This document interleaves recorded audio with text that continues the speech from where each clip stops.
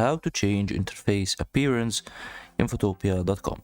That's what we're going to do in today's video, but first make sure to like the video, subscribe to the channel, and write down below in the comment section any suggestion or question that you have. Also make sure to watch our previous videos and tutorials, and let's get started.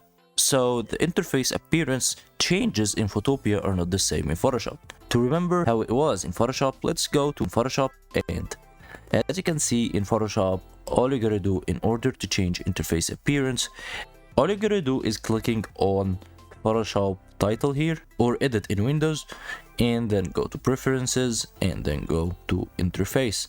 You can also go to it by Command K or Control K and then go to interface.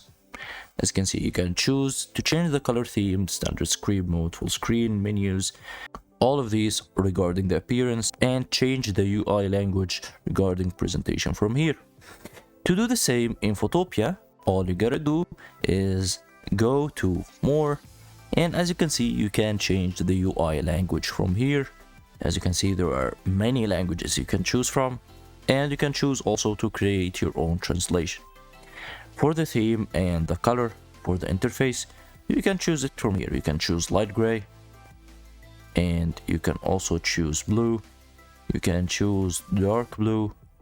Let's try purple, black. For me, I like black the most, so I'm gonna leave it as black. So what's missing and different from Photoshop is color options that we have in the standard screen mode, full screen, and artboards.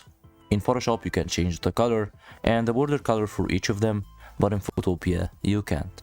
That's all for today. Hope you guys enjoyed the video. Don't forget to like the video, subscribe to the channel, and write down below in the comment section any suggestion or question that you have, and have a nice day.